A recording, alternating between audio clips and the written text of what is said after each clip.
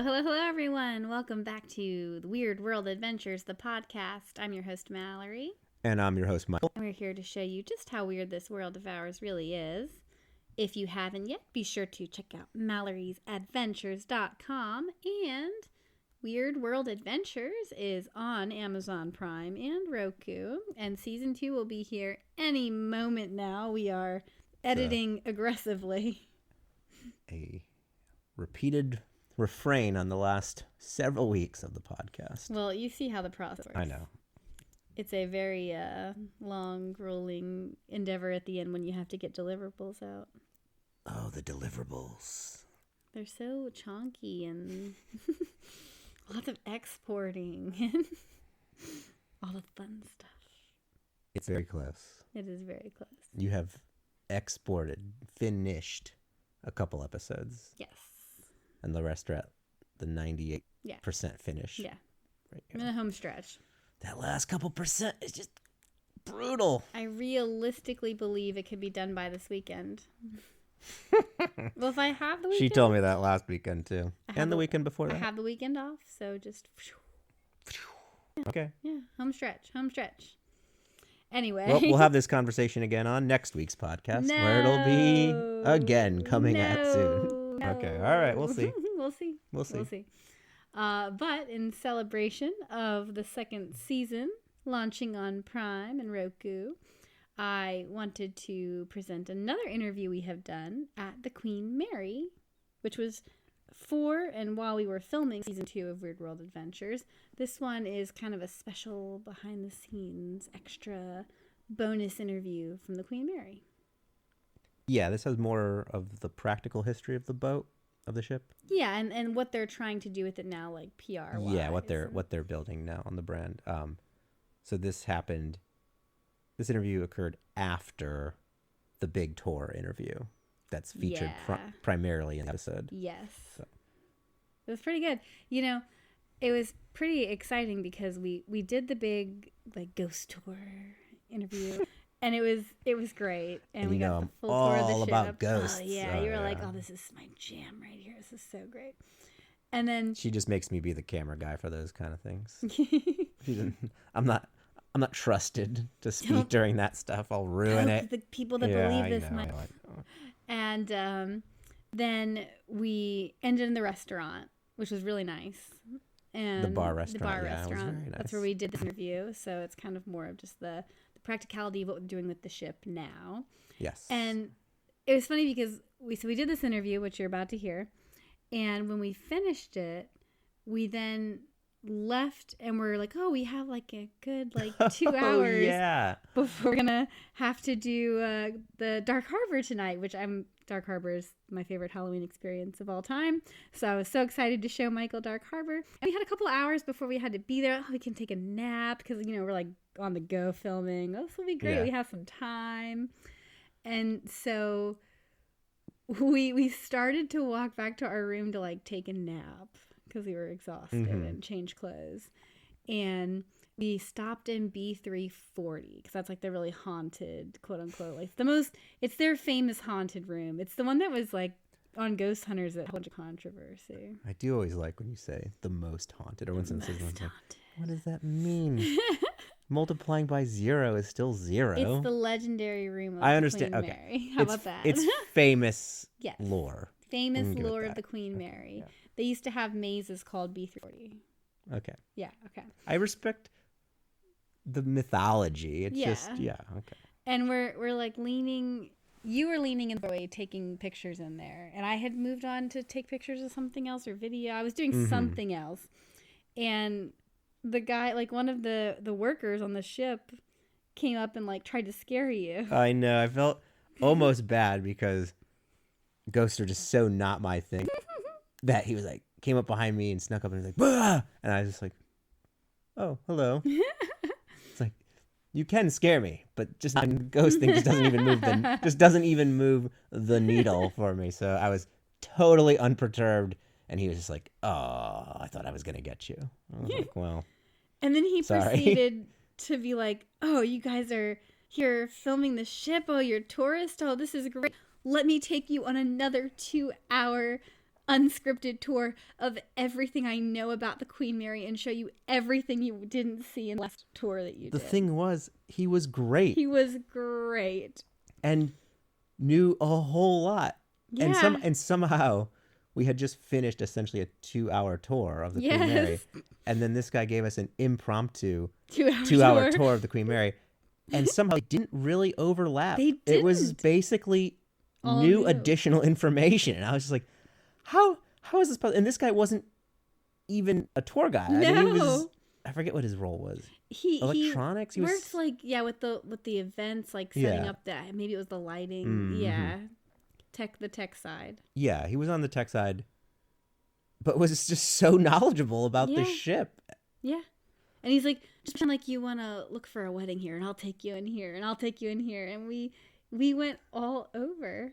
It was essentially 4 hours of interviewing, and it was just all new information. Yeah, it was great. I mean, the ship is also that big. I wish we had basically filmed him. I wish we had recorded that too. I know, me too. I just didn't it wasn't planned. So I thought he was going to take us one place, and then he was like, let me take you to this next place and this place. And by the time it was done, I was like, God damn, we should have filmed this too. But I didn't know this guy was going to be somehow the most knowledgeable guy on the ship. And I felt bad because it had gone on for 2 hours, and we were like, we need to be at Dark Harbor in 10 minutes. Like we were out. It was a hard out. Yeah. A hard out because we had to enter at a specific time and just full hard out. And he would have kept going. He would have kept going. Oh, yeah. I had to be like, I'm sorry, we have to go now. And then he still did that thing where he wanted to keep talking. And I was like, I know, it was so nice of you. Thank you. We really have to go back to Dark Harbor now. Our tickets start. I gotta change my clothes. Yeah. Yeah, it was great. And the one thing that I was like, oh, bummer, was he used to have the maintenance key for the old pool. That's the thing I wanted to see more than anything else. I wanted to see that old pool so bad, but they were using it for the maze. They had actors out there, so he's like, oh, it's closed off, and there's actors out there. I'd take it down there. I'm like, damn it. Yeah. Oh well. That'd have been cool. We did get to kind of walk through it though, so during the maze, Dark Harbor, right? Yeah. We kind of saw it. Yeah. We walked under it, right? Yeah. Or in it, or I don't know. Whatever. We walked by it. Yeah. And it was cool. But anyway, I hope you enjoy this additional bonus interview from the Queen Mary. BTS. Enjoy.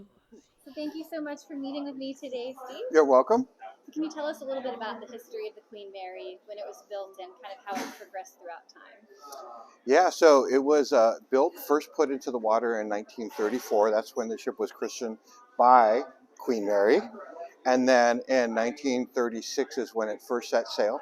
So it set sail from Southampton, England, to New York in 1936. So that was it. And then after that, the ship has been through so much. In 1936, when it first set sail to New York, I mean, it was a luxury liner.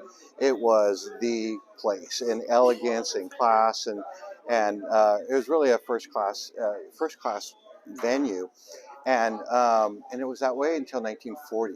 So when the war was going on in 1940, they took the ship over to Australia, and in Australia they retrofitted it and painted it like a navy gray, and that's how the name the Gray Ghost came about. Is the ship helped transport troops actually throughout the war, and altogether I believe it was a little over 800,000 troops that they transported back and forth from the United States to Europe, and at one point it transported over 16,000 soldiers in one trip. That's still a record. No ship has ever had that many people on a ship across Atlantic. So yeah, it's pretty great. And then after that, it went back to being the luxury liner that it is. It's just a beautiful ship. And around, in the 1960s, the 1950s, 1960s, the jetliner was starting to be the thing. So some people felt like, hey, we can get there faster. So in 1967, Cunard sold the ship to the city of Long Beach.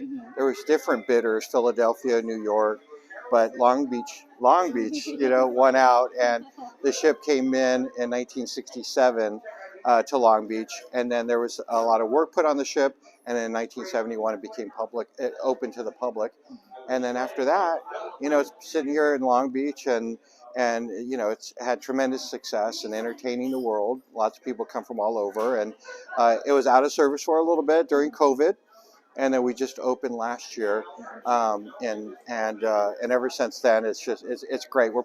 It's a work in progress. We keep on putting a lot of work into it, but at the same time, it's just people love the Queen, and we love hosting all guests from all over the world, really. So we're having a good time. Amazing. Can you tell us about some of the more recent renovations to the ship? Yeah, so we call them like preservation and restoration. So we're not going into a room and saying, let's just change all the carpet out and all the wallpaper out. We're really going to certain places and just fine tuning it. Like in the observation bar right here, there's a lot of paint that was put into it. The floor was worked on. All of the brass and the silver was all polished. So so restoration would probably be the main hall. We put a whole new floor in there. So, but it's linoleum that looks like the original floor in the 1930s. So we did work on that. We did work on the Queen Salon, which is where Bob Hope used to, perform, Ella Fitzgerald, Bing Crosby. So we put a lot of work into the Queen Salon. The decks outside, the promenade deck, that the original teak wood was hidden over the years, just glossed over. So we sanded that back down to get to the original teak wood floor. So that's what it is right now. So, and then just really working on the sleeping rooms, which we call state rooms, and with the stateroom, new beds, new fixtures in there, and yeah, so it's really cool to stay here overnight as well. So you capture a lot of that history. Yeah, the goal really is, the goal on our ship is turn it back into the ship of the 1930s. A lot of times you'll go into a building and they'll say, how do you want to design it?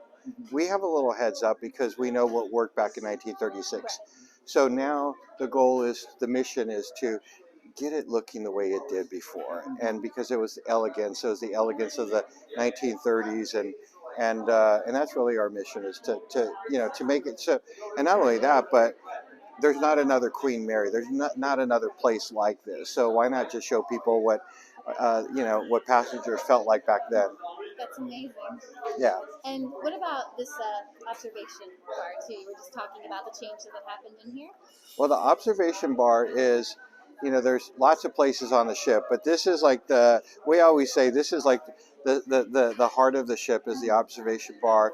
And a big part of it is this. A lot of our local friends, neighbors, they come here to the observation bar, and we just always, obviously you see the original artwork right here. That you look at the original light fixtures, and it's really not just a beautiful place because it's original, but because people, locals and visitors from all over the world alike, they meet here, they have something in common. You get the best views of Long Beach right there on the observation deck. But this really is I believe it's the heart of the Queen Mary here at the observation bar. I have to ask too, have you seen anything strange yet? I know we heard a lot of stories on our tour earlier. Before we opened up the ship last year, but I don't know if I was just hallucinating or what. But no, I haven't seen anything. But I believe that people do see things, and I believe that people do have encounters, but I have not. Yeah. Amazing. Is there anything else you'd like to tell us about upcoming events or things you're looking to promote for the Queen Mary? Well, there's a lot of, on our website. It's queenmary.com/what's on deck. So when guests go on there, they can see everything. So to your question, we have Art Deco dances. We have we have the Veterans Day coming up on November 11th, and we're offering free admission to all veterans and their families on November 11th. We have the 12 Days of Christmas coming up in December. We have New Year's Eve, which is a blast. New Year's Eve, it's about 10 different parties on the ship that night, and then concludes at midnight with a fireworks show just for Queen Mary guests. So there's just lots of things going on. We do numerous meetings, which are meetings and conferences, which a lot of people don't know about. They think of the weddings, they think of the gala, but they don't think about the meetings and conferences. But we're doing more and more of those. But it's just a fun ship. There's always something going on. The Royal Sunday Brunch every Sunday with music. The best part of the Sunday brunch is when people start dancing in front of the band. So yeah, it's great. We're having a lot of fun here. Fantastic. Thank you so much for talking with us today. You're welcome. It's my pleasure. It's great having you here on the Queen Mary. Thank you. Oh, it's always so nice to hear about the Queen Mary. I don't know. It's nice to reminisce because we had such a good time. Before you told me about it, essentially knew nothing about the Queen Mary. I know you thought it was nothing. The name vaguely rang bells, but I wouldn't have been able to tell you anything about it. And I certainly didn't know it was a place you could stay that did fully interactive stuff. So you got out of the car and you're like, oh my gosh, that's a huge ship. I think were your exact words. Yeah, it's a giant Titanic-looking cruising ship just permanently docked and kind of moored to the dock, and you just stay on it. I was like, what did you expect? And you're like, not this. Yeah, that's what you said. You're like, not this. This is not all what I expected. It's a floating city. That's what the guide said. A floating city. Walt Disney spent a lot of time on there. Yeah. Anyways, it was cool seeing and hearing what they're trying to do with it now. Definitely. Going forward. Yeah. Very cool. So, appreciated the extra interview there. The BTS. Great. Yeah. It was awesome. And stay tuned next week when we definitely will have Weird World Adventures. We'll see. I'm not banking it. Wow. You see all the work that goes into it. Oh, I know. You could edit it. Somehow I got dragged into some of this work. Yeah, you did. Yeah, I did. Just the fun stuff, though. The voiceovers. Not making you export anything. That's kind of what I'm good at, though, is the tech stuff. You want to do the I've been misappropriated. I'll put you on the caption files. No, I'm good. You seem like you have it under control. Yeah, do I? Uh-huh.